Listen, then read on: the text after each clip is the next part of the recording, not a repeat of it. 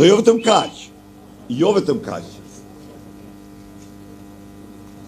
Pensionet të fshat, 100 ditë të para, fshati shqiptar nuk do ketë pension ndën 200 euro.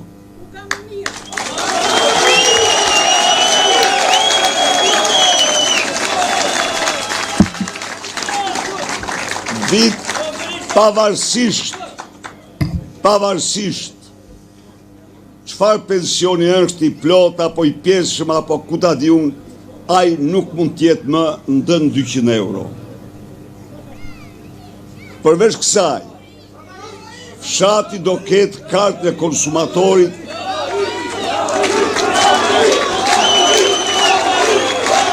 me të cilin do të rikthehen të vëshëja e një seri produktës që ai blen. Do hiqet çdo kriter se ke një lop apo ke 10 lop.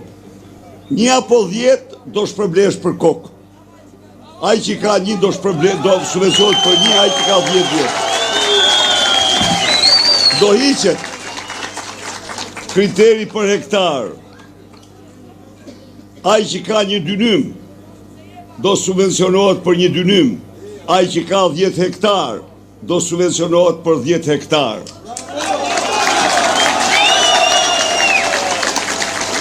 Ne ju garantoj që ne do bëjmë një mbështetje shumë të fuqishme për fshatin, sepse potenciali i fshatit është shumë i madh për prodhimin dhe vullneti i fermerëve është i hekur për të prodhuar. Ne do mbrojmë prodhimet tuaja. Ballkani hapur hudhet në kosht plera javën e parë. Nuk ekziston.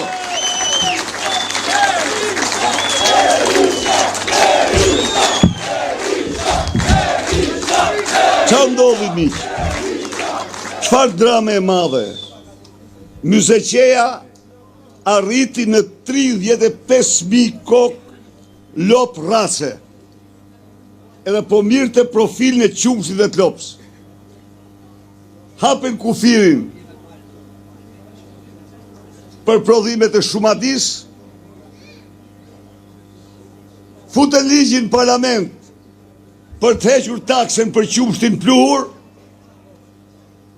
dhe shtuan që rriten çmimet e inputeve bujqësore, dengu i barit shkoj më shtret se litra qumshtit dhe fermerët u detyruan të therin lop të racë që ishin fabrikat vogla qumshti në vetvete.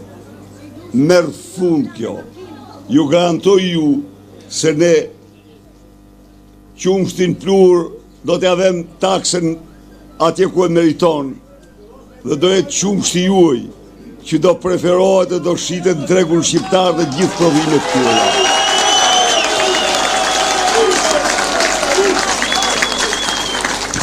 Ju keni probleme të mëdha me grumullimin dhe ka padrejtësi të mëdha.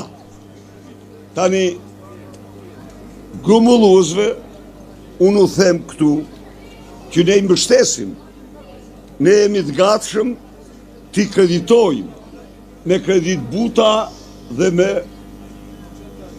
lehtësira të tjera, por çmimet nuk mund t'jenë monopol, nuk mund t'jenë çmime që të vrasin prodhimin. Ja. Ka një praktik. E ajo praktik në raportin midis fermerit dhe grumulluesit ekziston një praktik. Ose ai raport zgjidhet me një bord të përbashkët, grumullues dhe fermer, të cilët bien dakord me çmimet e grumullimit, duke llogaritur kosto dhe çdo gjë, ose pastaj qeti do të detyrohet të krijojë bordin e tij dhe nuk mund të pranojë që të trajtohej ju nga grumbulluesit si indiant nga Kristofor Kolombi, që u qote copa pasqyra shë u mirë të flori. Kjo nuk ndodhë më. Jo. Nuk ndodhë më. E diu, shkone atje të tre klushtjes. Se si shytet, me dajak diktojnë çmimet. Merë fun ajo. Merë fun. Çmimi do përcaktohet nga bordet përbashkëta, ose pastaj do merren praktika tjera dhe nuk mund të trajtohen fermerët që krijojnë prodhimin me djersa ashtu në mënyrë të tillë si trajtohen sot.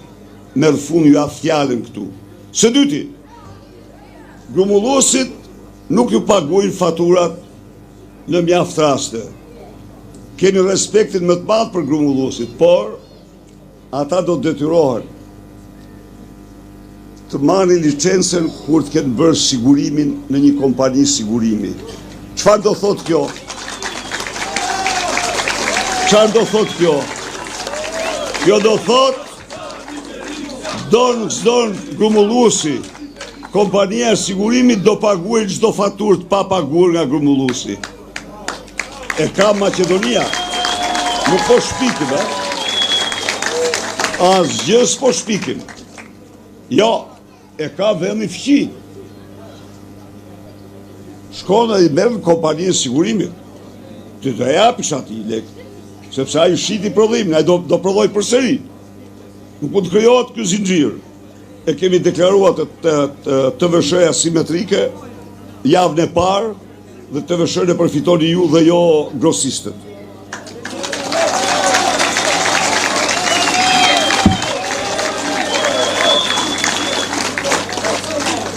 Nafta për të gjithë popullatën, së pari do ulet çmimi për gjithë popullatën, sepse sot qeveria për litër nafte merr 1.1 euro. Nuk ka qeveri në botë që të merr kaq shumë për naftën, sa që merr qeveria e Edi Ramës. Jo. Ne do të vendosim atë barë fiskale mbi naftën që ka Kosova dhe Maqedonia. Imagjinoni ku jemi edhe. Tani duhet marrim shembull nga vendet përreth, sepse këtu është bërë, mos e pyet si është bërë. Pra do vendosim atë ngarkesë fiskale që kanë ata. Prandaj ata e kanë naftën 40% më lirë se Shqipëria, 50% më lirë. Pastaj nafta fermerëve do të ushitet me koston e saj. Aq sa ja u jep Edi Rama, keni marrë vesh ju, miliardierët vinë dhe marrin në port 1 miliard litra me jahtin e tyre dhe shtroj një drek për kryeministrin. Janë të mirë se ardhur, pa ajo ndërpritet. Ato miliona litra dhe o japim bujqve fermerëve tane. Po.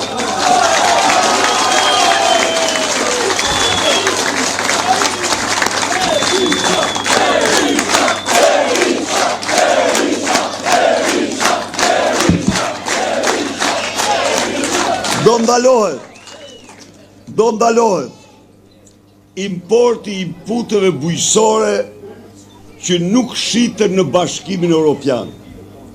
Dhe çdo import i tillë do shpallet krim i rënd. Nuk ka pse